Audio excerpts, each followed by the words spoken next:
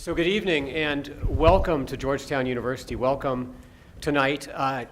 Georgetown, as you know, since 1789 was the first Jesuit and Catholic university here in the United States, and from its very founding, it sought to serve the global community.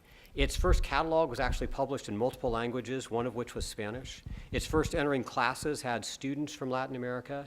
And then when the university chose to open the first in the world School of Foreign Affairs, the school which became the School of Foreign Service in 1919, it took a special attention towards Latin America, building hemispheric relations.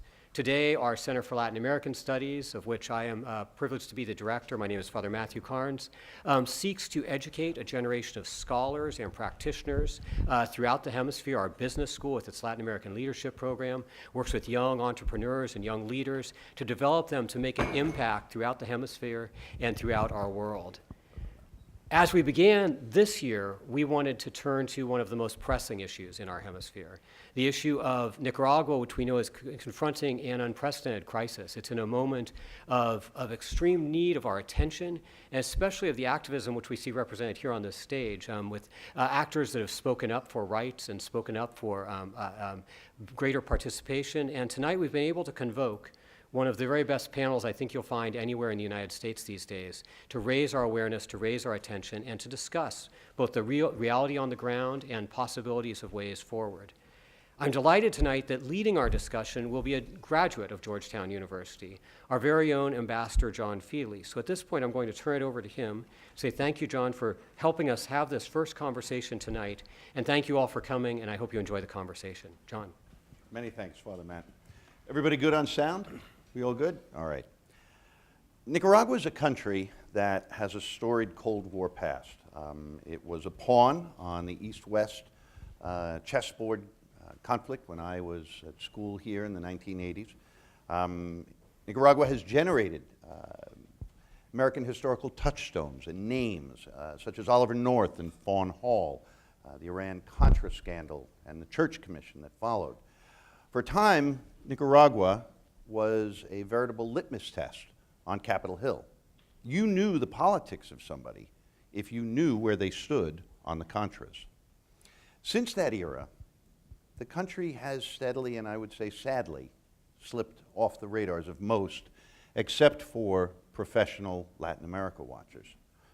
In most of the United States, the collective image summoned by the word Sandinista is most likely that of the Clash's Guerrilla Chic album from 1980 by the same name, Sandinista. It blew us all away then, but there's been a lot that's happened since that time. And I would say that now we should, again, be compelled by events in Nicaragua, and we should pay attention.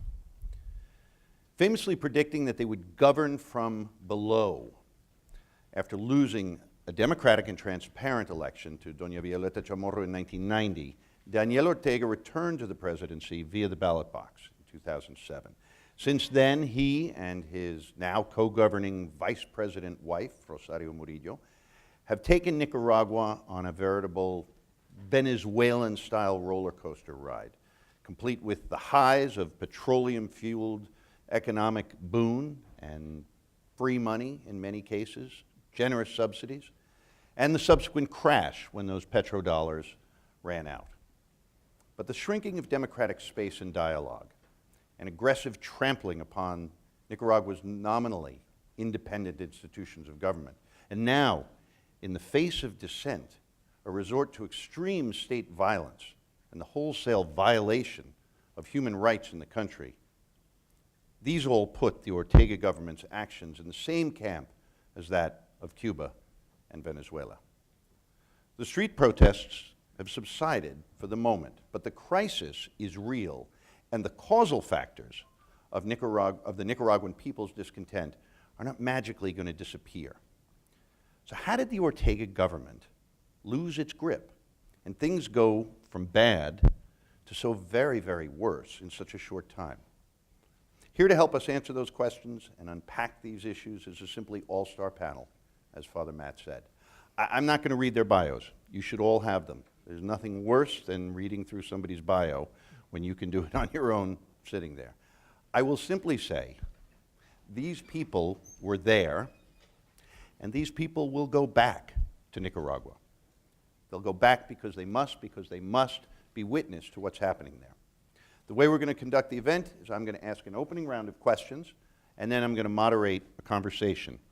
We're going to leave a lot of time at the end for questions and answers, because you, our audience, are an important part of this conversation. And this is not just any audience. This is an audience with a tremendous amount of knowledge. We have here today, and are privileged to have, former Nicaraguan ambassadors. We have other Latin American diplomats. We have current and former American officials, some with long experience in Nicaragua and the region. We have senior congressional staff members. We have several leading journalists who cover the region. We have representatives from Nicaraguan civil society organizations. We have a former vice presidential candidate from Nicaragua, and we are honored to have the president of the Latin American board here at Georgetown and a former vice president and foreign minister of Panama, Sam Lewis. Most importantly, we have students, young minds eager to learn and prepare themselves for assuming tomorrow the responsibility for addressing the governance and human rights problems that you're about to hear today. So with that, Tifani, set the scene for us. Take us from when Daniel comes back to more or less today, about a decade's worth of time. Okay, so first up, I want to thank you. I'm on. I want to thank Ambassador Feeley and Georgetown University for hosting this roundtable. My name is Tifani Roberts. I live in Miami, but I work for Univisión and I travel to Nicaragua all the time. My family is there, my mom, my brothers, my siblings, nephews, my son, my daughter, we were born there. So I'm Nicaraguan by nature and bicultural and bilingual. So here I am, and I'm going to try to tell you in 5 minutes what happened in the last 15 years, which is going to be very challenging. So I apologize for oversimplifying whatever it is I'm going to say. But as I suspect, most people here have a broad knowledge of Nicaragua, so just bear with me. The last time most Americans in the United States heard about Ortega was in '91. And even though we didn't hear from him, he didn't go away. I mean, the law in Nicaragua establishes that when you're runner-up to the presidency, you have a seat in Congress. So he was a congressman this whole time, and even though he didn't go to work every day, and you didn't see him sitting, you know, he had somebody that sat for him, and the party still had at least 40% sometimes, you know, if they could lobby, they could have a simple majority. And then they did the famous pact. The pact was that with the Liberal Party, the one that was in power, which is the right, you know, they were the left, and you know, being that they were found in all this corruption thing, and you know, they were sanctioned by the U.S. and some of them were taking their visas away and everything, and they did this pact. And with the pact, what they did, a couple of things. And first was that they said, you know what, they were going to fortify the institutions in their favor. And they did the Supreme Court, key positions, the Electoral Council. They changed laws in their favor, and they made that with 35%, you could win the presidency, because the right was all fractured into different parties. But the left was just one. So they knew that they had at least 38% was this constant that they would put in the voting polls. So they made it, and they made the agreement with the opposition and said, we're going to pass all these laws. And what they were doing in their favor is like, we're not going to put you in jail, because everybody in that side of the aisle on the right, they were all being accused, and they were all going to go to jail, including the former president, Alemán, that we all know. He went to jail for, you know, very comfortable jail for a few months, and then went home. So they got all this done with being the opposition, and they put all the chips in place to come back to power in '06. So they came back. Ortega won in '06, and he had most of the key institutions. They were people of his party that had been members, militants of the Sandinista party at some point in their life. So the Supreme Court, the Comptroller's office, I mean, all the key positions. And then, of course, you know, you had the Venezuela money. So he started doing the economic deals that gave him a solid economic standing as an economy. And what he did, once he was in power, he did a few things that he learned from his time in the 90s. He made nice with the church, passing very conservative laws, like, anti-abortion laws, one of the most conservatives in Central America. He did nice with the US. He has very extensive and broad agreements with federal authorities, giving them ample opportunity to operate in Nicaragua, and that's why it turned into one of the safest countries in Central America, because the cartels and everything, they were overflying Nicaragua. They wouldn't touch Nicaraguan soil because the agreement was that you can't go through Nicaragua, and the Army had very good relationships with Southern Command, and they were training DEA guys with the SEALs, and they had a very good relationship. And of course, we know the US changed the focus from, communism to terrorism. So Nicaragua was no longer really a threat to the US.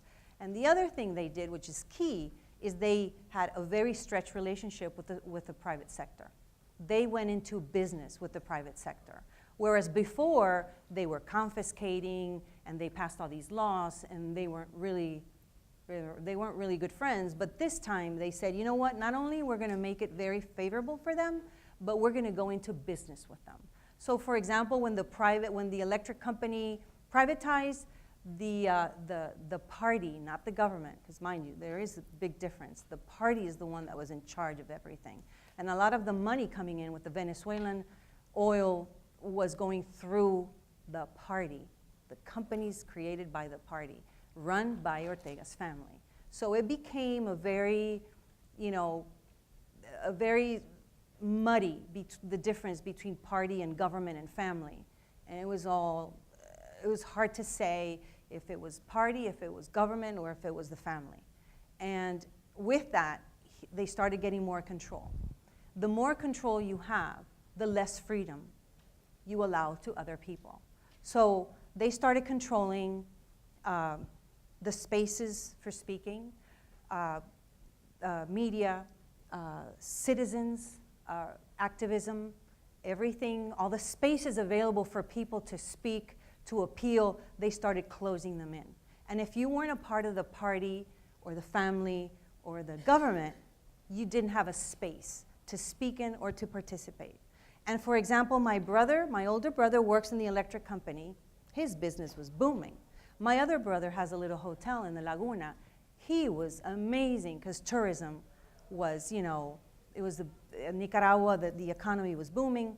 But I'm a journalist, and I could hardly work in Nicaragua because they wouldn't let my equipment go into the country. They would take my passport away. They would question me. I would spend 15 minutes every time I came in. They wanted to know who I was going to interview, and who's that equipment. And they wouldn't let my equipment, not even a cable, of audio cable, they would let me in the country. And I would have that argument with my family all the time because they were like, it was like, you guys, I would sit with my brothers and said, you're accomplices of this. And they were like, me? It's like, yeah, because I can't work. But I said, at your cost. I said, you're having a successful career at my expense because I can't work. So that's how they manage controlling the spaces.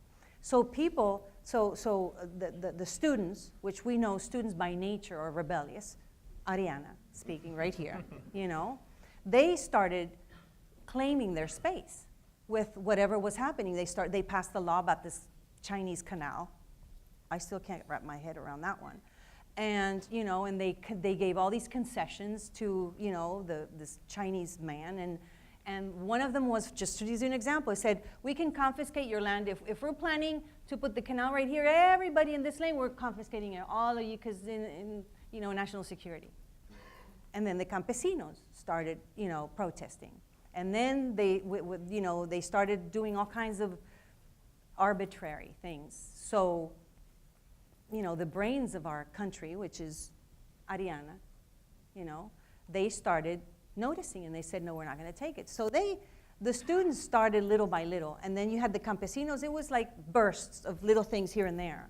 The campesinos were doing some of their own, and then the students were doing, and then, little by little bursts, and then eventually, and that's where the next step comes. But this is kind of how the scenario, I think, how it happened. And that's a perfect lead-in to Aníbal, one of the other groups that could get equipment in because it was already in there, was the media inside Nicaragua. And they, as well, came under increasing pressure. Aníbal, you can all read how much he has suffered as a result of the recent repression. But tell us, from this setup, take us back to April, your experience, and why now and not before? What changed? You have been on the radio, your colleagues have attempted to exercise the right of a free press, and yet something was very different this time. What was that? Okay, I want to thank Ambassador and University of Georgetown to give us this window, which is very important. Thank you. It is a pleasure to be here. Thank you for coming to listen to our conversation. As I reflect on my troubled country, I see it far from law, far from democracy, far from the human rights. And it really feels living close to hell. Our nation is in the limit to live or die for freedom. The nation is fighting in a civic revolution led by students where hundreds of citizens have died on the hands of paramilitary members, gang members, delinquents, criminals. And contrary as Daniel Ortega and his vice president, Rosario Murillo, far description to the movement, there were students, campesinos, professionals, humble citizens fighting for his freedom. They were treated as criminals for the only reason to participate on the street and be part of the protest, and sometimes on a barricade trying to protect themselves.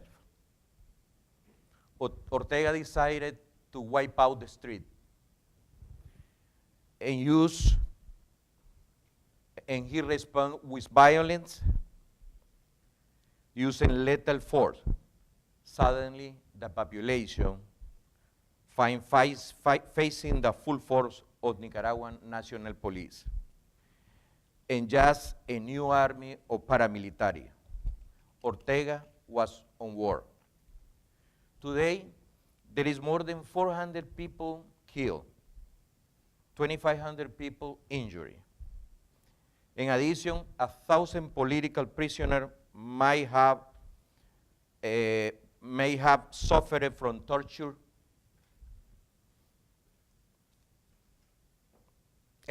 for electric guns, barbed wire, blows to the face and the head with metal pipes. Female prisoners have also been subject to sexual violence, including rape and penetration from foreign objects such as rifles in the case of men. Also, more than 25,000 Nicaraguan citizens have been seeking refuge. What is happening in our nation is nothing else other than crimes against humanity. The United Nations, the Organization of the States American, Human Rights Watch, Amnesty International, have been condemnation and sanction from the United States government has not stopped Daniel Ortega for continue his oppressive regimen. Ortega lies to the world and tries to distract the international community from his campaign of violence. He pretends to open a dialogue, but in reality, he has taken the script of Venezuela and Cubans to exterminate the political opposition. Ortega wants to debilitate and divide the social movement. Ortega and Murillo are people with with irresponsible behavior and actually close to a mental instability, intoxicated by power, and they do not intend to live, and the world must know it. General Secretary Luis Almagro warned the danger that is establishing a dictatorship is establishing in Nicaragua. However, the world seems to be without other options. Time is running out for the Nicaraguan people. We must act now before it's too late. I want to mention that Nicaragua is a place where being a journalist, media independent, as a radio, television, and newspaper are also treated as a criminal. And for that, I want to recognize the courage and determination of my college, independent media and journalists who have decided to fight for freedom of the expression, the right for people to be informed and have a democratic nation. In our case, the radio station was put on fire. Almost 12 people that were working in the radio station that moment almost died. Daniel Ortega is treating us as a criminal, and he knows that and since the protested beginning on the April 18, he ran actually to censorship some of the TV station, radio station, because he want to contain the journalists and media independent to cover what's going on in Nicaragua. And it was a new beginning. It was something that, as a Nicaraguan, I think we need to reflect on this. Never is going to happen again. Aníbal, that's a terrific segue to Josh Partlow. Many people here undoubtedly read Josh's reporting. At the same time that the government was attempting to silence journalists, Josh got in there and brought a story out in English in the Washington Post that I think probably for many was the first time that they'd read about Nicaragua in quite a while. So Josh, tell us what your experience was in the church especially, and what you see going forward in terms of Nicaragua's student movement, the protests, and we're going to talk in a little bit with Arianna about what is it that the students want. Sure. Yeah, well, thank you all for having me. It's a privilege to be here. I'm the Mexico and Central America correspondent for the Washington Post, and I took a couple trips to Nicaragua before the protest movement began in April. And like Tifani said, it was a difficult place to work as a journalist. It was a very difficult place to, I mean, on one hand, it's quite calm on the surface. It doesn't have the type of gang violence that you see in other countries in Central America, or the mass migration to the United States. So it often gets ignored in that sense, but it really does have a feel of a police state. And I remember one story down there was this canal that you mentioned, and I interviewed some of the people who had participated in the protest, and they'd been beaten, and it was not a place where there was any room for any type of dissent, even the smallest protest. A couple people gathered would the police would come and break it up and beat people or throw them in jail. So that's why this was such a shock, I think, in April, when all of a sudden hundreds of thousands of people were protesting and marching in the streets. And there were a couple sparks that set this off, from the Social Security changes to a fire in an ecological reserve that really got people angry. But like Tifani said, it had been building for many years. But so, I mean, when I initially got there and started covering the protests, one of the first things I saw in Nicaragua was Aníbal's radio station, which was charred, hulking, charred ruin of a building. And he and his coworkers were broadcasting clandestinely from a house nearby, and it was kind of an amazing show of courage and resilience that they had. And from what I heard, they had to move a few more times to continue broadcasting. And at the time, early on in April, there were these Sandinista youth and the kind of mobs that would rough people up, and even early on, there were police shooting live rounds into these crowds, and people were dying.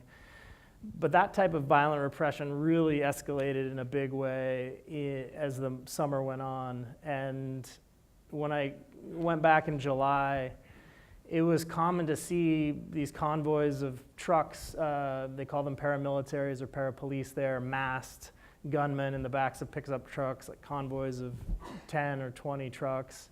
Very organized, very military-like. I mean, I've worked in Iraq and Afghanistan, and I mean, the initial images of the Taliban or of ISIS, I mean, that's what it looks like. And it was not hidden in any way. It was very open. They were driving around all over. So this church episode that Ambassador Feeley referred to was my colleague Ismael Lopez, another reporter that I worked with when I'm down in Nicaragua. He and I had been in a town called Diriamba, which had been the site of another battle with paramilitaries and protesters, and many people had died there. And so we had gone to this town that was now being controlled by paramilitaries. They were on the town square with their rifles and shotguns, not in uniforms, again in masks. Very few regular people out, because it was just a very tense and harrowing. I mean, you could just tell this was not normal. Nobody knew what to make of these gunmen, what they were going to do, and the Catholic Church on the plaza had been ransacked and graffitied, and the priests had to, had been roughed up. So I did some interviews there and came back to Managua, and we heard on the radio that there was shooting at the UNAN, which is one of the main universities in the capital city. And a lot of the other reporters actually at the time had been away in another town in Masaya where there was other fighting, and so there wasn't it was a complete shootout in the middle of the capital in a nice part of town. I mean, we were probably a kilometer from my hotel and close to where the U.S. ambassador lives. I mean, it's like a nice part of town, and yeah, where her mother lives. But it was, it had a very jungle combat feel. I mean, there was just constant gunfire. The campus is very lush and green, and there's a lot of kind of, you couldn't really see who was shooting or from where. There were students being injured, and so I was doing some interviews at the church, which had become a triage center essentially for the wounded in this battle. There were some volunteer doctors treating these gunshot wounds in the church and the priests' quarters, and pretty much all of a sudden, I mean, there were probably a couple hundred of us in there, and at some point the paramilitaries who were shooting sealed off all the exits from the church, and we were trapped inside as the shooting got closer and closer, and to the point where they were shooting at the building, and people were kind of hiding from the, laying on the floor, trying to avoid being shot. So it was this standoff ultimately lasted overnight, about 15 hours in total. At least two people were killed, several, more than 10 were injured. But I guess it's notable in the sense that it was, it was a house of, it was a church. It was a lot of people in there thought this was a safe place, and there was just direct, kind of sustained gunfire to terrorize the people who were inside for a long time. Josh, let me make one point. Nobody inside was armed. No. This was a one-sided gunfight. Yeah. And that's important to keep in mind. Nicaragua, as everybody knows, a very Catholic country. The idea that a church would provide sanctuary is a natural thought for people, and nobody on the inside was armed. And so ducking and spending 15 hours dodging bullets speaks to the mentality of those who were doing the firing and doing the shooting. How did it ultimately end? It ended with a negotiated settlement between Ortega, I think Ortega, his wife, and U.S. Embassy and the protesters who were, and the, I forget the name in English, but there's a group that's basically in dialogue with the government. It's sort of mediators between two sides.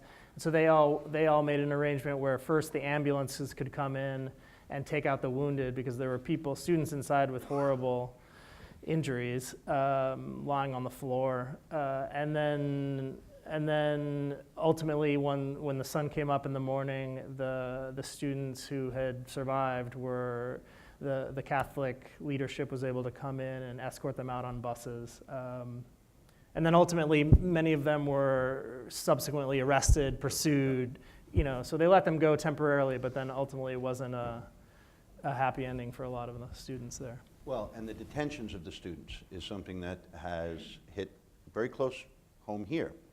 Arianna was detained herself just a few days ago, and all of us, as we were preparing for this panel, immediately went in and did the sorts of things that you do when you're trying to find somebody whose phone has been taken, who's being held incommunicado, who doesn't have charges, formal charges placed against them, and just disappears into a police state.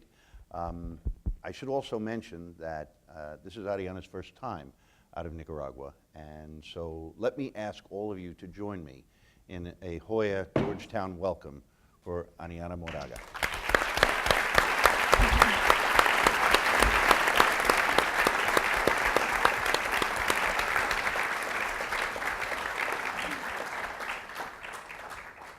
Arianna va a hablar en inglés, pero como se dice en español, tienes el piso.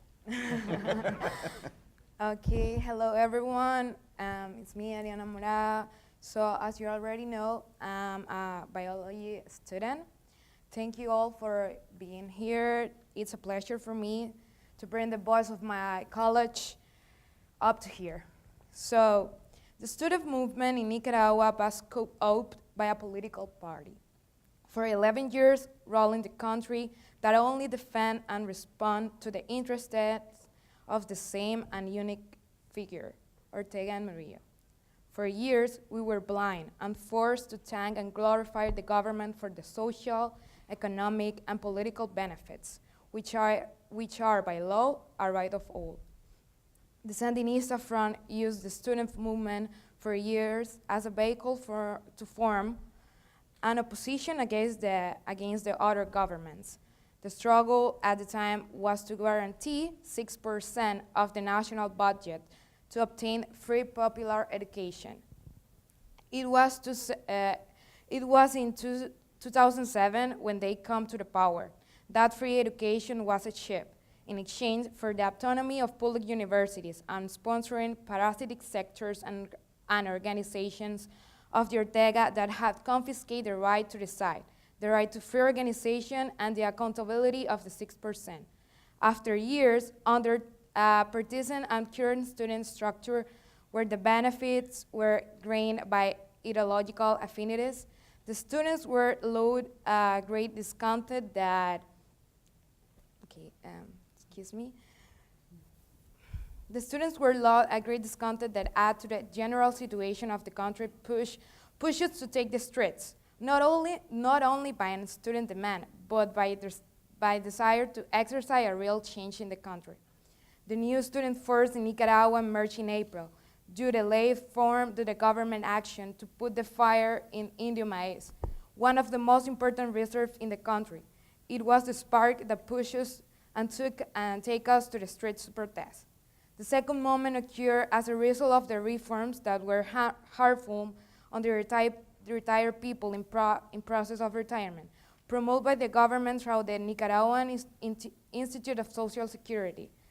We went out again to the streets to protest, and we were attacked in a brutal way by force of clash related to the government.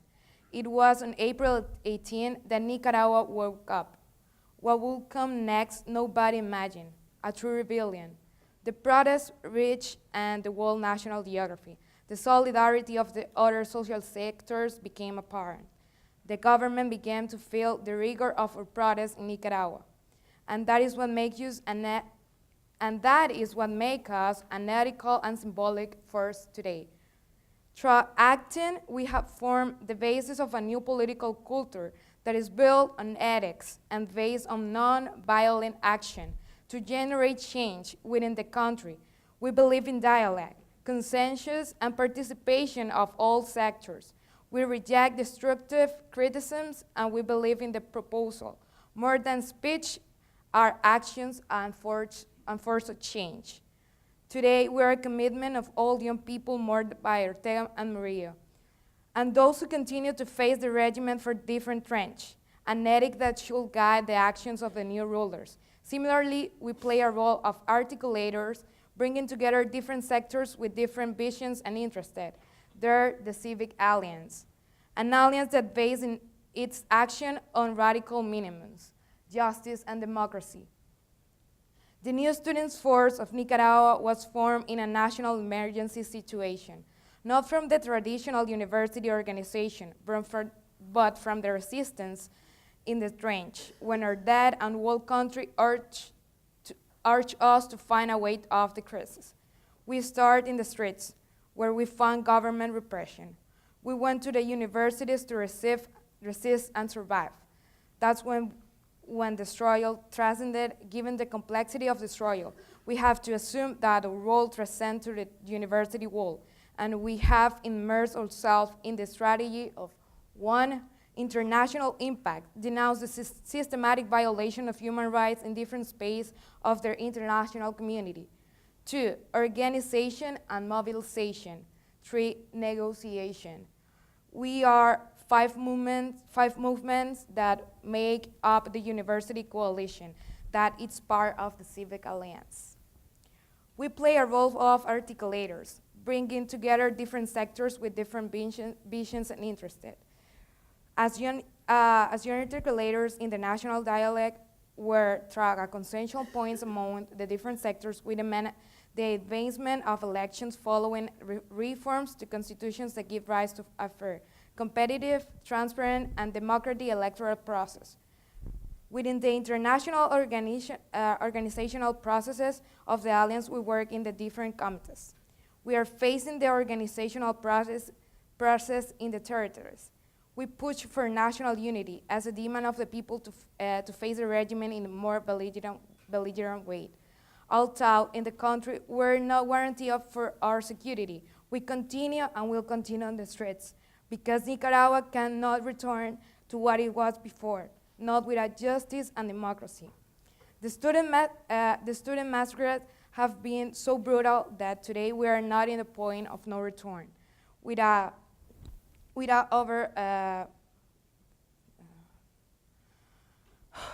a lot of deaths, of which 80% is less than 30 years, we cannot non-stop our struggle of justice and freedom. Today, young people are released only for being young and student. I was captured 1 week ago, and I was detained for more than 10 hours. I was released along with 3 other women, but my fight. Está bien. Estás entre amigos.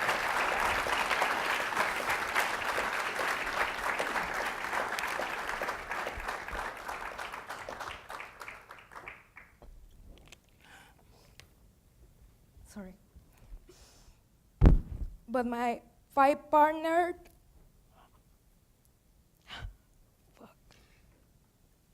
Her 5 partners didn't fare as well as she did.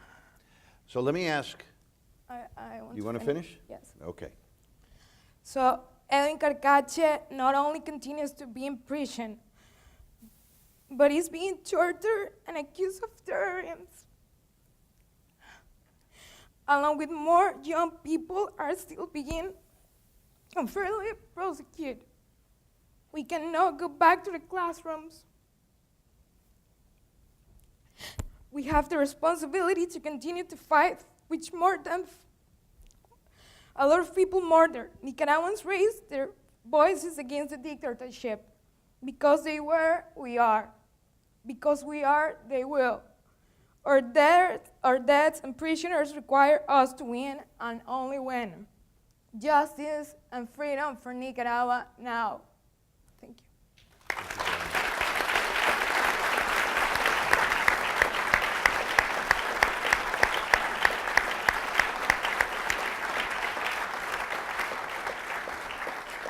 I think it's fair to say that there is a tremendous amount of emotional investment in this issue. But I'm going to take us in a direction that may not be quite as emotional, a little bit more political. Nobody doubts the commitment of Arianna and her friends. But I'm going to ask Tifani and Aníbal, what is the appropriate role for the political opposition? Where are they? Why are they unable, or why have they been unable, to work with the Ortega administration for what she and her colleagues, and all Nicaraguans, so desperately want, which is justice and democracy? And is there, in your opinion, a way out for Daniel Ortega now that he has crossed this line and openly killed so many of his people? Tifani, let's start with you, and then I'd like, Aníbal, your comments. I think the way I see it from afar, because I don't work for Nicaraguan media, the way I see it is the political establishment, and that includes the opposition parties, anybody that has participated in any political election, runoff, that has, candidates, or that has been actively involved in the political environment of Nicaragua, right now has no say. Right now they are absolutely, nobody wants to see them. The students don't want nothing to do with them. They are seen as accomplices because they have played along with the Ortega political, facade, trying to keep, appearances that this is a normal country. They've played his game as far as going to elections when elections are considered by many not to be fair. Okay. Does that mean then that if you are in the Nicaraguan political opposition at this point, there's no role for you going forward? That's what I think. Aníbal? Well, from my perspective, actually I see the opposition on the students, on the campesinos, the professional citizen, exactly. and humble citizens. They're the one who's really fighting, and this is the new generation actually that is stopping and they confronting Daniel Ortega. I think we had the responsibility actually to do more for our country. The private sector, the opposition, the private traditional parties in the country, they couldn't do it. Now we got these new options. I think Nicaragua is not going to the past. The students and the new generation is the future of Nicaragua, and they're the one who's gonna be having the future in their hands. There is no way that Daniel Ortega or Nicaragua is going back to the past. And he's alone with he doesn't have any other choice. I think he just gained time, lying to the world, trying to make him think there is an intention for dialogue, but he wants to divide it. He wants to take more time in order for them to see if they can break it down, and he's resistant. But I think there is a decision from the Nicaraguan citizen. We're gonna have a new government, a new future based on the students, on the campesinos, and that's the people who's gonna decide it. Okay, let me play the devil's advocate here. Are the students going to run the country? Are the students going to get you to an electoral solution? Are the students going to manage the capital of the private sector? Josh, what do you think? Yeah, I mean, eventually they probably will. I think, I think one thing that's important to note here is President Ortega has been able to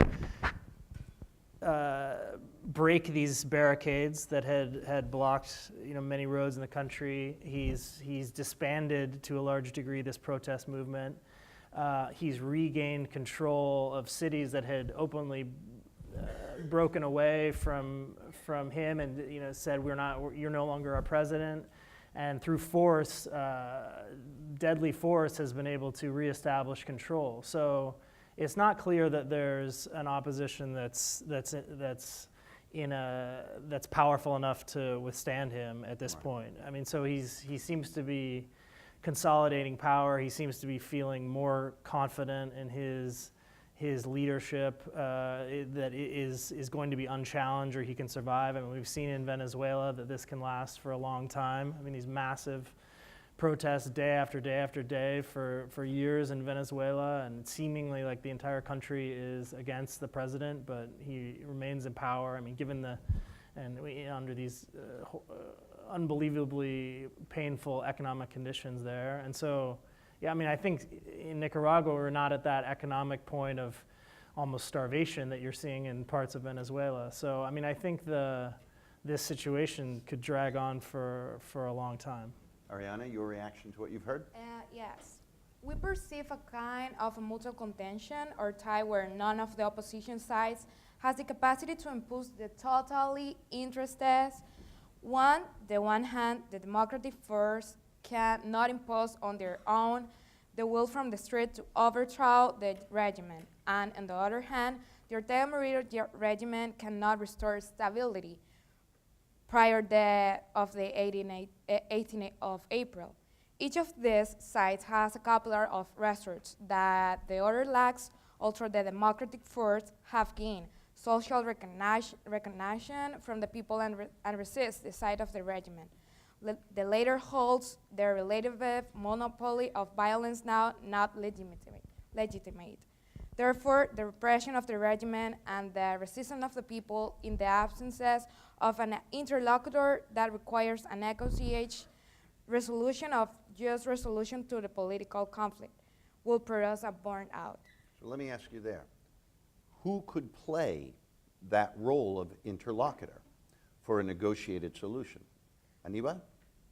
Well, the alliance that we have, which the students are part of it, they're the one. They hold it together. Right. They hold it together, you say. They're the one who's gonna actually, and we have to keep it on. There is no way any other interlocutores in Nicaragua is gonna be holding so much representative as they do. Does the private sector have a role in that? Yes. They should. They should have a bigger role, but they've been very passive about it. And they're being criticized greatly by, the I don't even know if I can call it the opposition, is the popular discontent that, is everywhere. I can touch it in social media, which is where most of this revolution, or whatever you want to call it, is basically happening. Because, the ones that are leading or holding it together, Arianna and her friends, they all operate in social media. Right. So, by 8 a.m., they want a march at 10 a.m., at John Paul Jenny. You're going to have 2,000 people in 2 hours because, Twitter and everything. And so it's a new thing going on. And they're the ones holding it together. But I don't know, it's hard to explain or to see where it's going to go. Because just like you press on that question, I don't think there's an answer to that. There is no, leaders. Who do you force? The first thing you see is that the government has lost a lot of support on the street. He's lost. The Ortega government always could count on students to pressure anybody to get whatever they wanted. They've lost the students. Yeah. And in losing the students, I think it's fair to say, because when you see people like Arianna and her friends being tortured, being detained, being killed, you begin to see a fraying of that support in other traditionally supportive sectors. I think at this point, I'm going to, if it's all right with everybody here, I'm going to open it up. As I said, we have a tremendous amount of knowledge about Nicaragua in this room, and so we have 2 microphones, one on either side. If you would like to ask a question or make a comment, I would ask you to please come down and say who you are and simply direct the question, or you can kick it to everybody who's up here. So let's go ahead and start with this brave young lady. It is always, I may say, it is always in these events a young lady who stands up first. The men all think that this is like the church.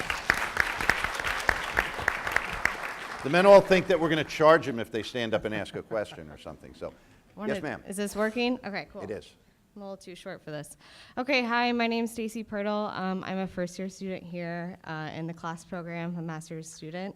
I spent a lot of time in my childhood in Nicaragua, and I also served as a Peace Corps volunteer in Nicaragua from 2015 to 2017.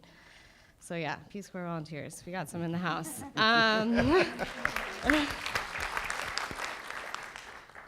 I lived in a town in Rio San Juan, very close to El Tule, which was basically the primal front in the battle for the canal. So it was a very interesting experience for me. Every Monday, I had my students line up in formation to sing the Sandinista anthem, which basically hails to Daniel Ortega. I taught from textbooks that only taught history of the Sandinistas. So it was a very interesting experience for me. In 2016, I was there for the presidential elections. Being my age, I had a lot of really good friends also my age. And one important thing I think everyone needs to know is that half of the Nicaraguan population is under the age of 30, which is huge. But what really stood out to me in the 2016 election was the difference of attitude that has changed with adding his wife as the vice president on to the ballot. I was sitting in my house hanging out with some of my Nicaraguan friends, and 2 policemen showed up at my door looking for my friend because he is registered Sandinista and he hadn't voted yet. And he was basically taken to the election office to make sure he went to go vote. And as a Peace Corps volunteer, I was supposed to lay low, not do anything controversial, of course. So obviously nothing happened. But to me, it always stood out in my mind how the change of attitude of younger people, especially people who supported Sandinistas in the past, changed at that election when he decided to add his wife into the picture. So I guess my question is, especially for the people who have spent more time in Nicaragua, is what did that election to you mean by Murillo being as the vice president? And did that change your perspective, or maybe many of your friends' perspective on the administration of Daniel Ortega? Marvelous. Thanks for those observations. And Aníbal, why don't we start with you? The change in the formula when Rosario Murillo joins, and then Arianna, we'd welcome your thoughts as well. Well, I think bringing in Rosario since the beginning of Daniel Ortega regime, actually, they were not just one, they were 2 trying to take away our democracy, trying to take away our freedom, and they went back to the traditional politics, taking away the human rights, making corruption, and making an alliance like in the private sector, actually, giving power to it. And I think within the Sandinista, I think that has been one of the biggest deceptions, actually. For Rosario Murillo to come in, was a combo, actually. The whole people, population regret. And the Nicaragua is actually, unfortunately, with traditional politics, going back to the same point. It's like a circle. And I think when we mention it, the students, I think actually we wouldn't think about the students taking the president. I was thinking about new generation that will be behind the students and actually to reinvent and refound our nation and not going back to commit the same, make the same mistakes that Arnoldo Alemán did and all the other presidents. We need to refound the nation and not be a liar, not being hypocrite with the population. And I think Daniel Ortega and Rosario Murillo it only add to that soap opera. Actually, that every day Rosario was giving a speech to the country, and it was like taking away our intelligence. I think it is important for us. We got a point. Actually, Nicaragua is not the same. We're not going back. And I think it's part of the history. We need to have a new generation on power that is going to a companion to the new government with a new foundation of democracy in Nicaragua. It is unfortunate what happened, in a tragedy what we have, and I think that was an awful thing for even the Sandinista, what Daniel Ortega did to make a dynasty, bringing in his wife, his sons, the whole family to taking over the country. So let me ask Arianna, the effect on young people of seeing Rosario Murillo, who for many years had been a very constant figure in national life, but not an elected figure. She was there, she made speeches, she did cultural events, she made a lot of actual decisions, but she had no real role. The last 2 years, did it make a difference for you and your colleagues that she was now the vice president? We believe she has the power since Daniel Ortega is in the chair of president. She now have a real rule, but she have the power in Daniel Ortega. So we want day to live now, but we also know that the constitutional way is the elections. Very good. So we believe that using the elections to the way they have to live, and using, excuse me, I have this here. I think we're going to go, and so that we can get a chance, let's see if we can get some other Okay. folks up there. And please go ahead. Hi, my name is Emily Ryan, and I want to thank the panel too for your insight, and Arianna for your incredible bravery and courage. Like Stacy, I also served in Nicaragua for 2.5 years as a Peace Corps volunteer. I lived in Ometepe, so it's kind of part of the whole canal thing as well. And I have many friends and family who are now fleeing to Costa Rica and are also being detained and have been tortured. And so it's really close to my heart. And my question is, how does the panel see the U.S. response to the crisis? I mean, I know we've obviously implemented sanctions, et cetera, but do you think there should be a stronger response, or is it kind of something that we should be maybe waiting to see for a while? That's a great observation. Josh, let me ask you to take that on, looking at the I was broader thinking politics. you would be the best one to take that on, actually. I may, after I hear what they have to say.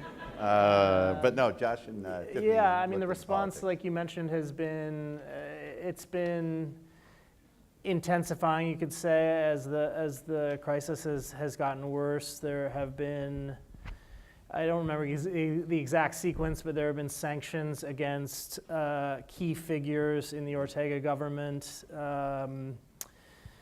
The head of the elections agency, right? The chief of police, the sort of right-hand man to Rosario Murillo, and then, by all accounts, they're considering further sanctions on the family or on President Ortega. What about the OAS? Yeah. Has the role of the OAS? Tiffany, is that something that you see as a journalist, as anything that's penetrated on the ground there yet? I don't see any impact on what the OAS is doing except, moral support, basically. Okay.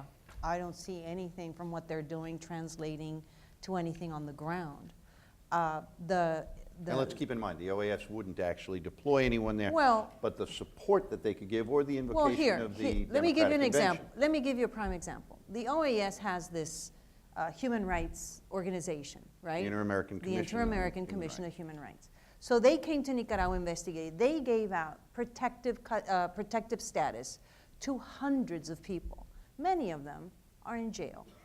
So what? So what was that protection good for? For what? For nothing. So it's good moral support. I'm protected by the CIDH. Okay, that didn't stop them from arresting him. So in reality, on the ground, it really hasn't translated to anything. All that Nicaraguans know is that the OAS is paying attention, that they're condemning, and they appreciate it. They feel like the pressure is on. The pressure has to stay on. The United States has to add to that.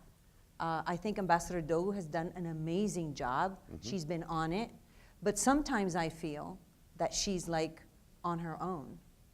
I have this feeling that Ambassador Dogu is going SOS like this to the State Department and the White House, going, hello, and nobody's listening to her. This is my personal impression that I'm having, because I see her on Twitter, I see her active, I see these little things that happen, and it doesn't seem to me like it is I see the Senate and Congress in the United States, here in Washington, but I don't see anything coming together as a policy of the United States. Aníbal? So it's just an impression. Sure. I like to go behind the Organization for American States. Here is UN, Organization of American States, Human Rights Watch, Amnesty International, and most of the regional hemisphere and work organizations have been addressing the problem and condemnation from all these organizations. The point is, Daniel Ortega do not stop his repressive regime. And seems to me that we're running out of option. Beside and more behind OEA, United Nations, and the sanction from the United States to the Nicaraguan government. We have a real problem right here in front of us. Is that Daniel Ortega doesn't care whether sanction, condemnation, or whatever is happening in the world. It's not listened to. He decided, watch this, which is very important. He doesn't think a bit to leave Nicaragua and to let the power down. And that's very important. Hey, watch out, and this is something that the world should be watching. Something must to happen to stop Daniel Ortega killing people in Nicaragua. He cannot go on with that.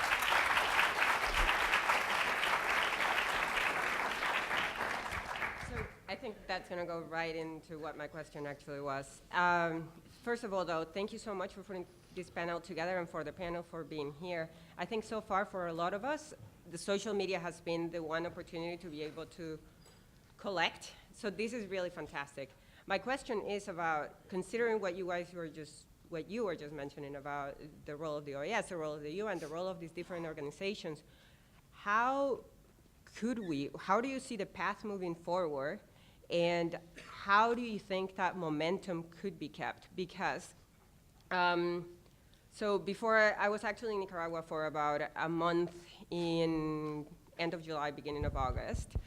Moral support, I am actually from Nicaragua, was born and raised there, educated, university, and for the last 17 years here in the US.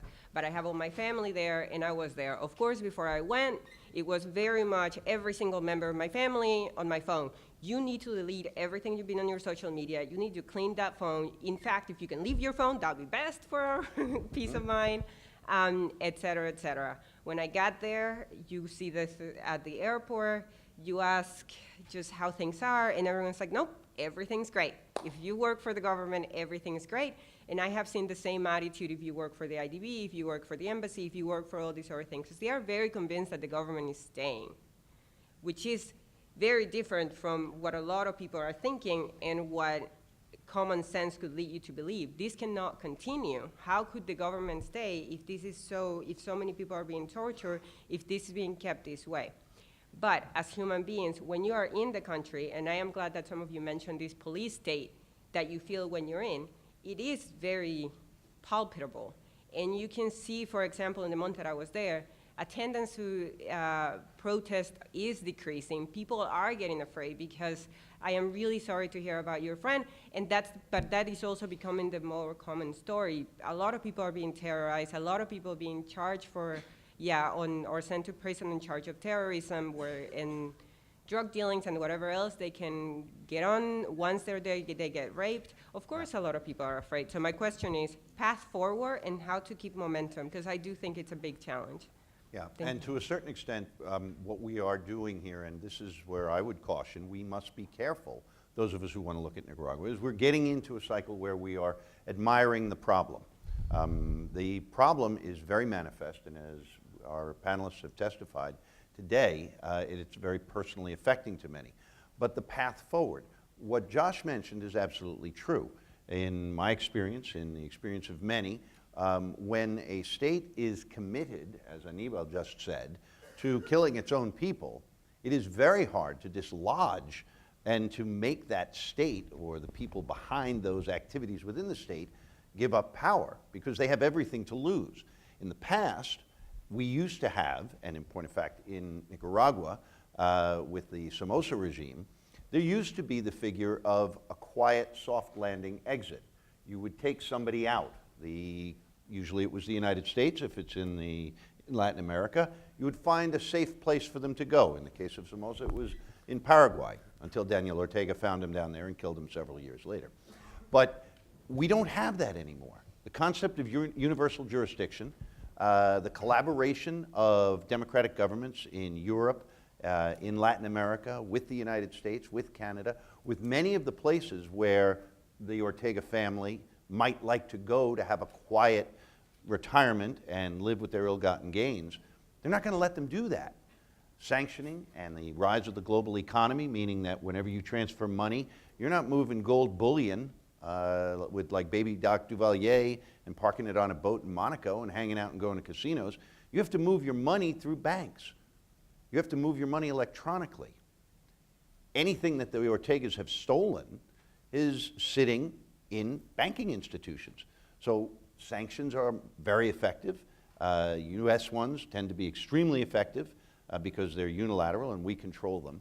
And so we get to this issue of the way forward. And we're obviously not going to be able to answer that question tonight, but it will be something that I think we do need to collectively think about and wonder if it's up to the United States, it's up to the international community, the UN, the international NGO community, or frankly, as Arianna has suggested, it's up to the Nicaraguan people themselves to figure out how to do it with the acompañamiento, the word that you used earlier, with the support of the international community. Let's jump over here, and sir. Hi, how are you? My name is Roy Molina. Thank you, Arianna. I'm from Nicaragua, too. I have a statement and a question. I believe that the OAS and the United Nations are helping us because they have put us in the map. When we have a movement here, it's called ADN, Alianza Democrática Nicaragüense, and we haven't stopped. We're somos autoconvocados, activists, and we haven't stopped since April 19th. We began our movement, and little by little, our presence was heard, and it made for those new resolutions to come out. And in my opinion, in diplomatic life, I think that the OAS and the United Nations have moved at a speed of light. We have a resolution from the Senate, that's 981. We have three resolutions from the OAS, plus we're now at the table of the United Nations. That's my statement. My question is, the fact that the Ortega's family are not leaving their residence, El Carmen, I believe they're becoming weaker because they're in prison, house arrest if you want, and they don't have the liberty that we do. So I'm a little bit more optimistic in seeing where we're going, in Nicaragua. And we have to remember that in comparison to Venezuela, Venezuela did not have an experience like we did. We took Somoza out, and we put Ortega in. And now we're gonna take Ortega out, and we're gonna put the new Nicaragua in. Thank you.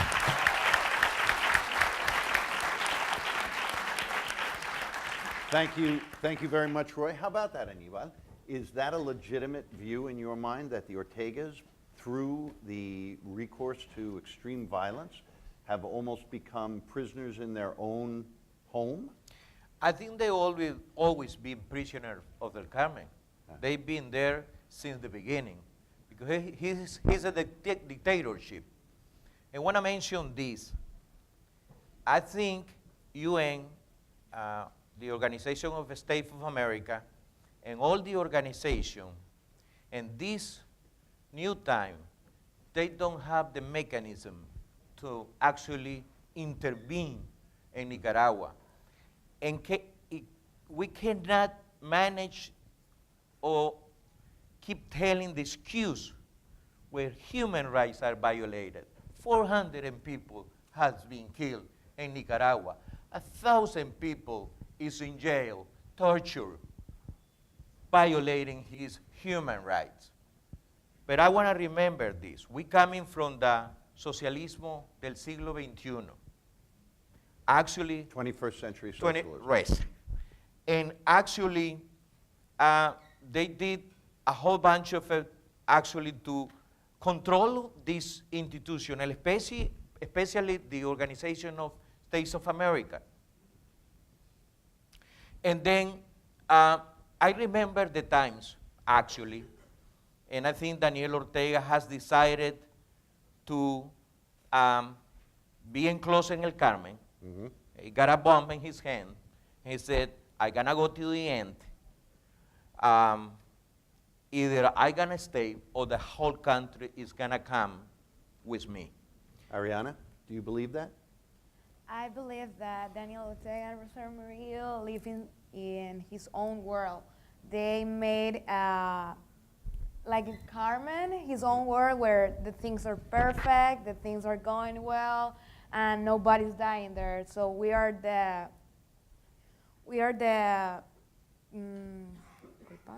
Dilo en español. The guilty. the guilty ones. So they have a time bomb, and it will going to explode now. So it's only a thing of months or weeks to see Daniel Ortega and Rosario Murillo go from Nicaragua. I believe that. I think that will happen. Do you believe that it will be a violent end? I believe that Daniel Ortega will want that. They push us to the violence way because they know that we came for that. We came for that violence way. We put out Somoza in the violence way, but now we believe in the non-violence win. So they almost want to trap you. Yes, and that's the role of the violent. students, to put the things in normal, to go through the constitutional way and keep the things in non-violence, because we don't want more deaths, we don't want more prisoners. We are really, really, really hartos. Sick of it. Fed up. Sick of it. Yeah, well, I'm sure we can all appreciate your sentiment. Let's go to that gentleman up there. Hello, my name is Juan. I'm a first year here at Georgetown, the SFS, and my family's from Ecuador. So, I mean, I've studied Latin American history, like, enough to kind of know that, like, personally, I wouldn't want to see American intervention in Latin America just because I know the history of it and know how much of a disaster it's been a lot of the times. But my question kind of is, like, we see Ortega is, or was, a prominent figure for the left in the 80s. I mean, he took out the Somoza regime that was backed by the US, was another dictatorship. My question is, who are the people really protesting now? Is it the same people who were against Ortega and his ideology before, which is, the center and the center right? Or is there a lot of, prominent leftist ideology that's also going against Ortega, even though they would most likely might have supported him in the 80s, but do you see a lot of leftist presence out in the streets as well, even though their ideology used to maybe be around the same? Good observation. Tifani, let me ask you, having grown up in the 80s in Nicaragua, do you see a major ideological, revolution within the revolution, kind of left-wing activism against Ortega, or is this more about the students, about the lack of democracy, and everybody against Ortega? Well, you can see a lot of it if you see, for example, you take Masaya as an example. Masaya, the city that was the heart of the Sandinistas. It envisioned, it personified the Sandinista struggle in the 80s. That's where Ortega's younger brother was killed in the insurrection there. Well, Masaya now has risen against Ortega. most 90% of the protesters in Masaya are sons and daughters of former Ortega, Ortega supporters. Everybody there at some point in their life was a member of the Sandinista party. They either voted for Ortega or they rooted for him, and now they can't stand him. They want him dead. Masaya is the one city that actually had guns when they attacked Masaya, because a lot of them fought against Ortega, and when the peace came, a lot of people kept their guns. Nicaragua was very militarized. Most everybody that at some point participated kept their guns or their AKs or whatever. So that kind of is an example of most of that has risen now. Most of them are, especially the students, at some point they supported the Sandinista party or they voted for Ortega. I mean, not when you're this young, but their parents, their families. Yeah. Most of the people I've interviewed that have been behind the barricades, they consider themselves Sandinistas, and they see Ortega as kidnapping the party and making it a family establishment. So let me, and I'm going to come right over here in a second, but let me take that one step further. Arianna, can you or Aníbal tell us who are then the paramilitaries? If what Tifani says and what Josh has reported and what I've seen in other sources, a tremendous amount of the Sandinista party is disaffected because of the Ortega family and cabal's reactionary recourse to power. Who is driving in those pickups? Who's behind the masks? What kind of people are they? They're Nicaraguans. That's all we know. I want to tell the story when I got prisoner, but I want to tell in Spanish because. Sure, she'll translate. If folks will bear with us, she'd like to tell the story of when she was picked up, which will speak to that, and we'll just do simultaneous translation with Tifani helping. Just remember not to go for too long. No. Sabemos que los paramilitares eran en un inicio grupos. She knows that paramilitaries in the beginning were groups. Grupos partícipes del gobierno, la juventud sandinista. They were sympathizers with the government, what's called the Sandinista youth. Cuando las protestas fueron incrementando y la violencia se fue evidenciando de una manera When más the cruda, protests were increasing and the violence was being more intense, ya decidieron quitar a la juventud sandinista y quitarse sus camisetas. they decided to take out of the equation the Sandinista youth, and they would take off their T-shirts. Entonces sacaron a los paramilitares, que son personas. So then the paramilitaries came out, which are people. Vos seguí hablando, yo sigo traduciendo. Son personas que ocupan una capucha. They're masked. Ocupan una capucha, se visten como militares. They dress like military. Y usan armas de militares. And they actually have military weapons. Y si vos te acercás a un paramilitar y le preguntás, if you get close to him and you ask him, ¿por qué lo están haciendo? Dicen que es su trabajo. Why you're doing it, they'll say it's my job. Y que las órdenes vienen de arriba. And that the orders come from above. Cuando nosotros nos secuestraron. When we were kidnapped. Iba una compañera mía manejando su carro y le quitaron las llaves. My girlfriend was driving and they took the keys away from her, car keys. Entonces un hombre paramilitar empezó a manejar el carro con un paramilitary took over the steering wheel, started driving the car. Yo iba al lado, copiloto, y no quería ni verlo. I was in the co-pilot seat. I didn't even want to see him. Pero en medio de mi miedo y ansiedad le pregunté. In the middle of my fear and my anxiety, I asked him. Que por qué lo hacían. Why are you doing this? Que cuál era la razón por la que le estaban haciendo y por la que nos estaban llevando. What's the reason that you're taking us? Yo nunca había atentado contra la vida de nadie y me parecía injusto que me estuvieran llevando. I've never attempted against anybody's life, and I thought it was unfair that they were doing this to me. Entonces me dijeron de que el que buscaban era mi compañero, Edwin. They told me that the person they were looking for was my friend Edwin. And let me interrupt here. Edwin Carcache is one of the more well-known student leaders who was detained along with Arianna and remains detained. Que el que buscaban era Edwin y que como nosotros estábamos con él, nos iban a investigar. That they were looking for Edwin, and since we were with him, that we would be investigated.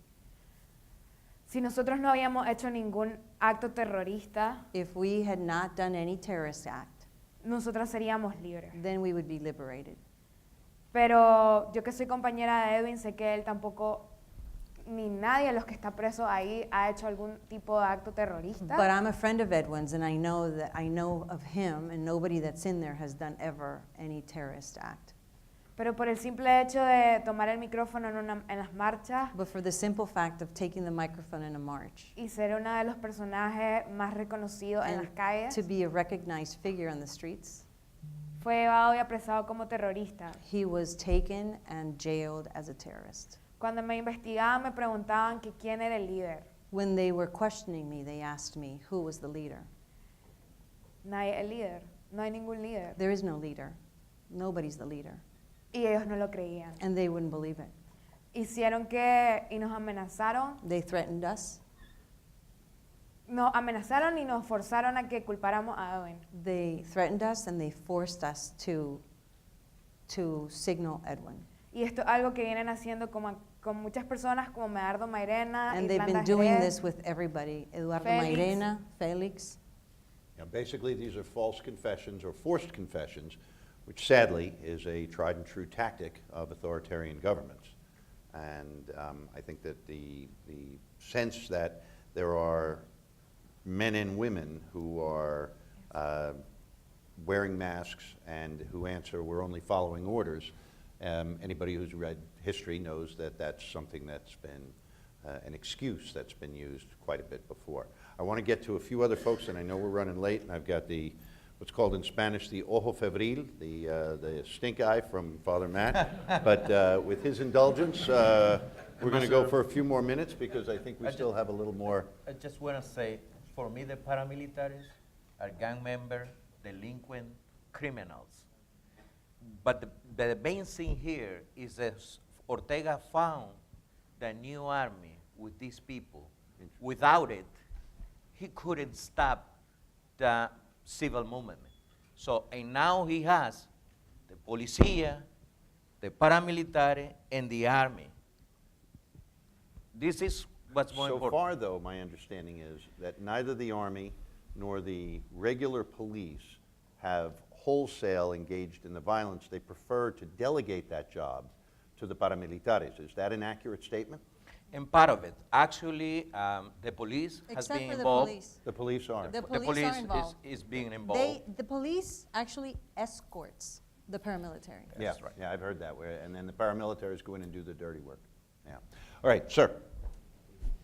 I'm Juan Carlos Pereira. I'm born in Nicaragua and lived there for about 10 years and worked to attract foreign investment in the country. And when Ortega came back to power, I left the country.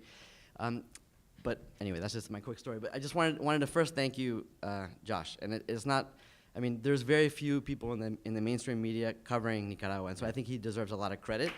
And it's, I mean, Tifani, you're one of us, so of course, you know, we love you, but you know, we need about 50 more Joshuas to cover this story. And I think my question is actually that, is like, where's the outrage, right? Where's the uproar? I mean, we outrage over, like, you know, some guy in a I don't know, being hit by a car, you know, or like looked wrongly the wrong way, but like here we're talking about students, 15-year-old kids getting killed, right, by paramilitaries, by thugs.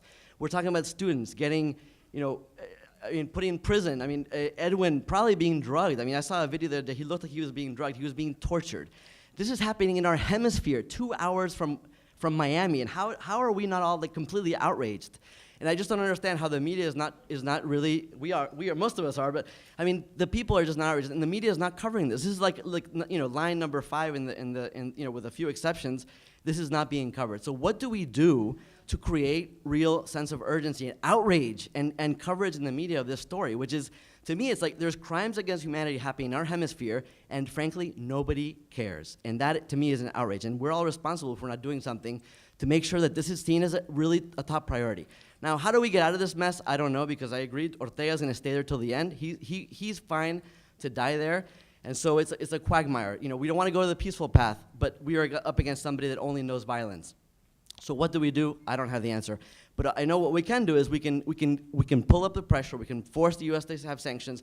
We can put pressure on our politicians in the U.S. And also the media needs to cover this more, because this cannot happen in our hemisphere, anywhere in the world, but much less in our own hemisphere. Thank you.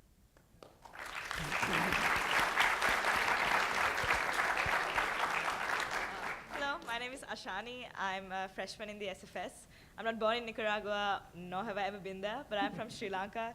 So I can empathize with a government that has been there, was elected rather on a platform of supposedly saving you, but then eventually oppressing you and not doing it justice. But my question is, since a lot of people have indeed rather commended sanctions as a policy, and maybe perhaps targeted sanctions have worked, but blanket sanctions have been observed to have risen prices and have a negative impact on the tourism industry as well as on the private sector, and it's trickling down to harming the people. So before we're too quick to ask for things that impact people on the other side of the world perhaps, and they have been shown to have negative effects, what does the panel think on sanctions and how they have affected the crisis, and also how the economy can be used to alleviate the crisis if it can? Let me go ahead and start with that one. One of the things to keep in mind is that the sanctions in Nicaragua that the United States has unilaterally imposed are on individuals. They are not on the economy. They are not on broad sectors of the economy. They don't look like the sanctions that are applied, say, in Cuba or on Iran or on North Korea. If you look at Venezuela, a country that is much further down the road of falling into non-democratic governance, although they passed that barrier a long time ago, but a very difficult scenario with its economy. There are no sanctions on the Venezuelan government. They are on individuals, everyone from the president on down, but they're on individuals, which means that any of their money or property in the United States is immediately confiscated, and any money that they try to move through the United States will be blocked, will be kept out. Those tend to be effective sanctions for people who have money. Campesinos don't use international wire transfers to send money around. So your point is well taken that very frequently if you sanction an entire country or an entire sector or an industry, it could have a negative trickle-down effect. I would argue that in Venezuela, the negative economic effects are the result of just a very bad government that has let them fall into bachaqueo and has violated Adam Smith's basic rules over and over and over.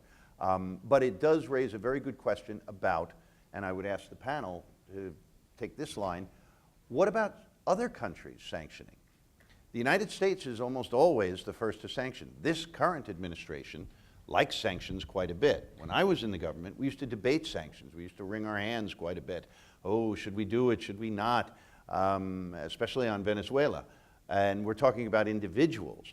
But given that the Trump administration's proclivity is to sanction, where do you think other governments, if other governments did it? Like which one? For Give me an example, if Panama, if wherever there might be Nicaraguan money, if Costa Rica, if Panama, if Honduras, if the neighboring governments around there, wherever Ortega might have capital, if they got together and decided, no, we don't want your money either. If the European Union, where they may have money stashed, if they began to sanction the Ortega family or the senior cronies, do we think that might have an effect on them? Well, I think, answer your question and your expression, I think, and I agree with you, it has been taking so long for the Nicaraguan be as part of the big enterprise news and whatever, but more important is the numbers and the data. Daniel Ortega qualified to be charged as crimes against humanity. And that is responsible for the World Organization to confront it. Not only that. So that would be something like the International Criminal Court. Right. But not only that, you're saying about sanctions. Mm-hmm. Well, Daniel Ortega is still receiving money for the financial institutions. There is money flowing to the government.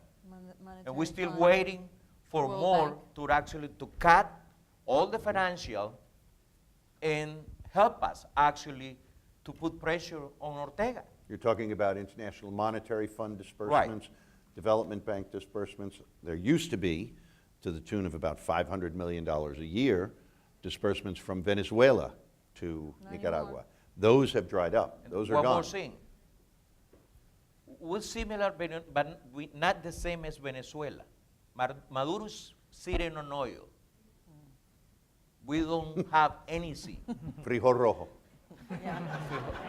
They have red beans, We really don't- good ones. We don't have anything. It is easier for the world to cut off the financial for a dictatorship who has committed crimes against humanity. And we're not doing it. Okay, we're going to take one last question over here and one last question over here. Yes. My name is George Enriquez.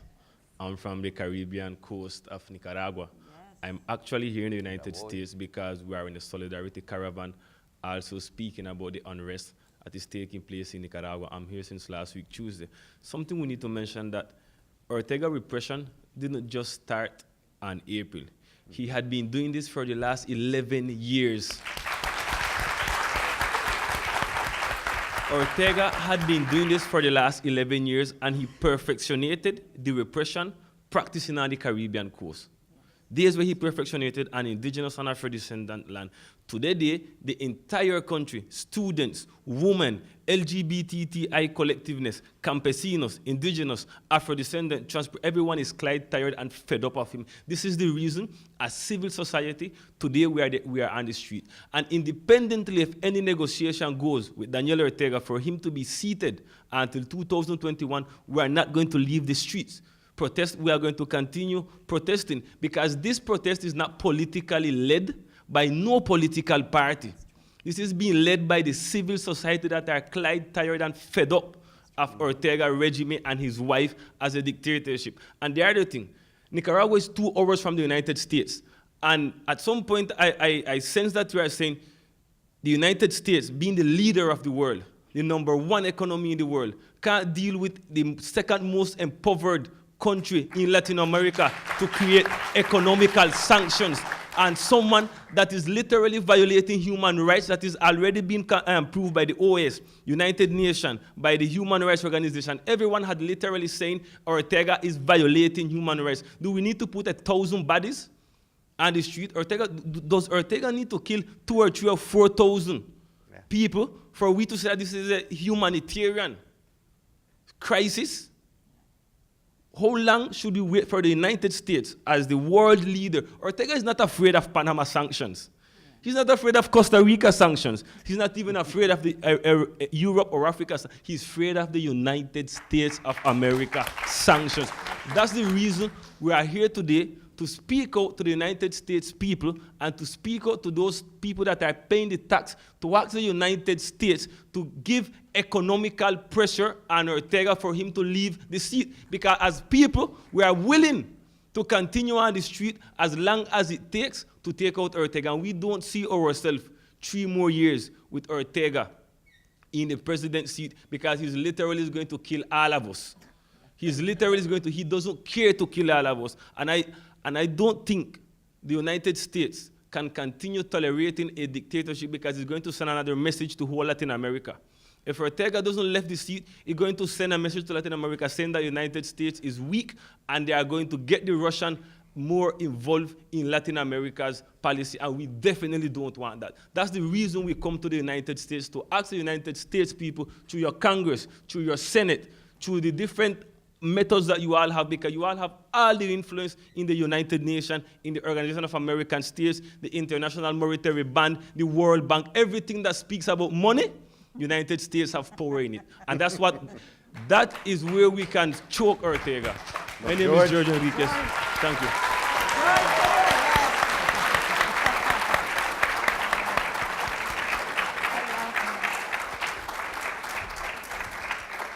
George, I want to thank you. Jorge, I want to thank you. I am certainly not one to comment on the role of American leadership under this administration.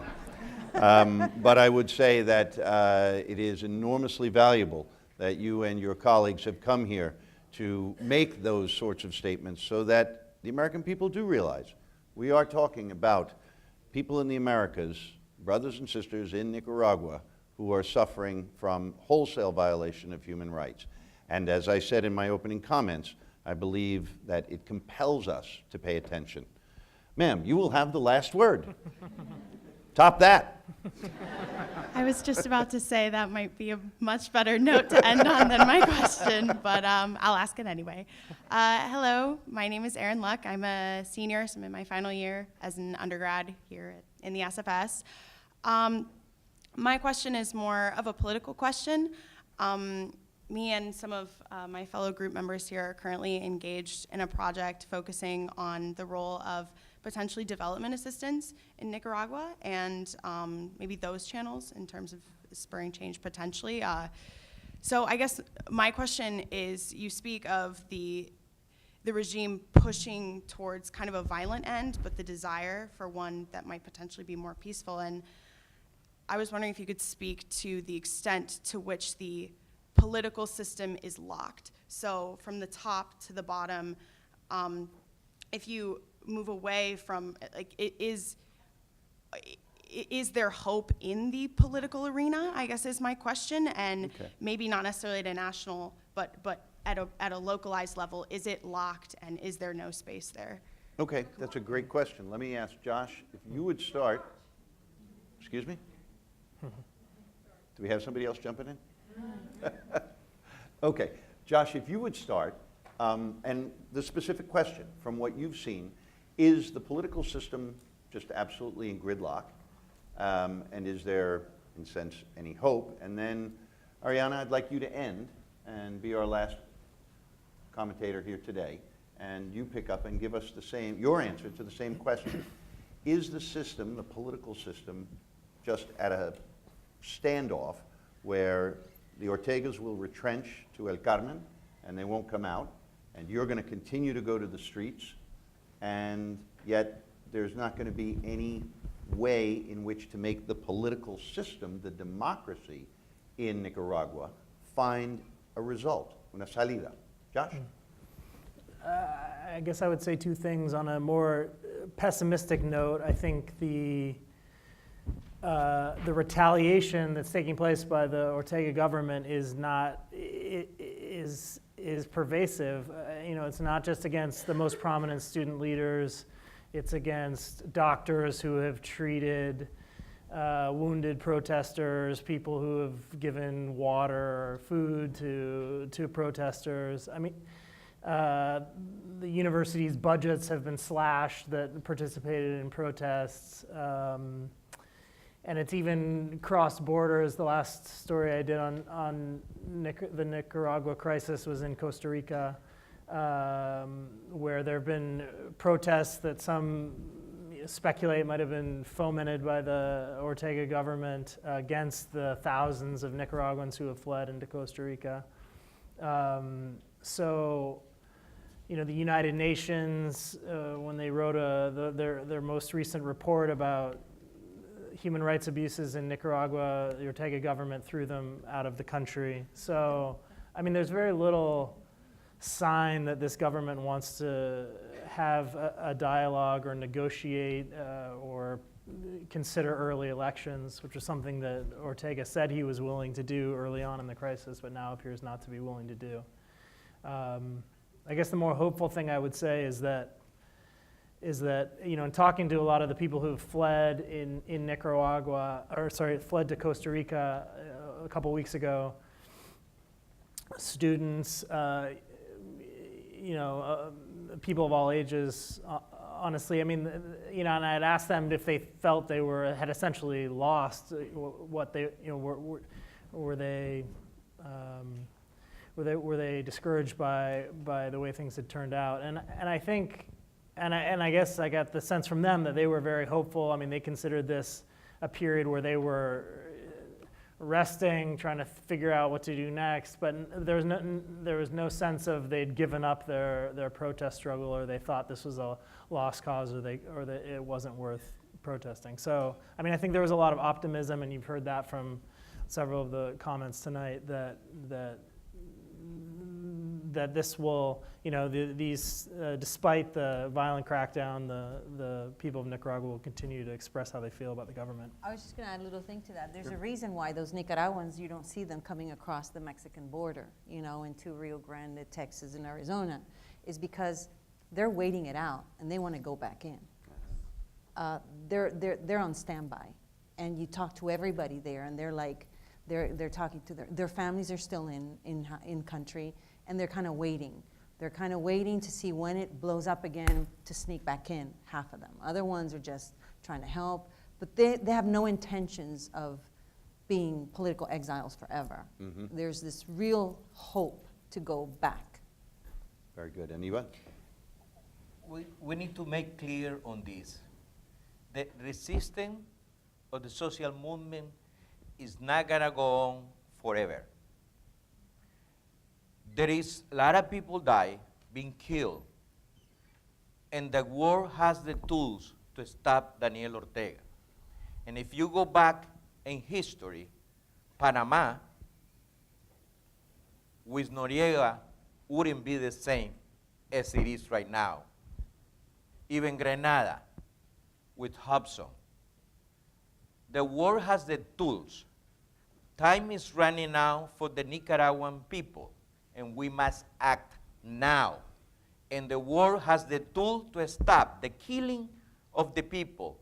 And there is not such a thing that they will be protesting as long as we wanted it. Actually, there is being killed, there is torture, there is prisoner. There's a lot of things going on in Nicaragua. We need to act now, or Nicaragua is not going to have a future, or we're going to have a second Venezuela in Latin America. Arianna? As I said, I think it's a time bomb. Creo que Daniel Ortega está acomodando su salida. I think Daniel Ortega is accommodating his exit. Él sabe que está acabado, sabe que tiene una presión internacional increíble. He knows his days are almost over. He's got an international pressure that's amounting, international pressure. Y durante 11 años ha jugado 3 papeles: presidente, jefe de partido y padre de familia. During 11 years, he's played 3 roles: president, party boss, party chief, and family man.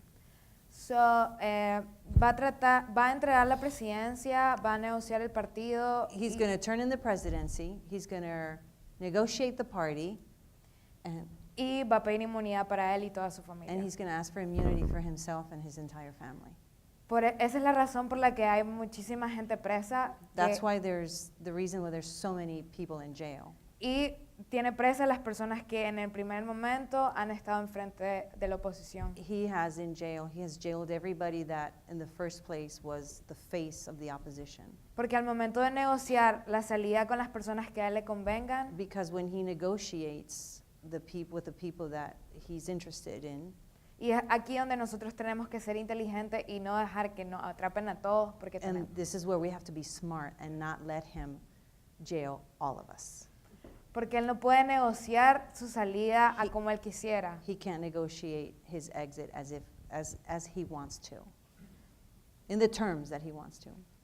Él va a intentar negociar impunidad por libertad. He's going to try to negotiate impunity for liberty. And that is something that I don't think the Western Hemisphere and the democracies of the Western Hemisphere or the United States should permit. But we'll see. Ladies and gentlemen, I think that if you hadn't followed Nicaragua before this evening, you now have the background and the information with which to do so. I would urge you to continue to, as they say in the United Nations parlance, stay seized of the issue. It is important and it matters to all of us. On behalf of Georgetown and the Center for Latin American Studies, please join me in thanking our brave and marvelous panelists.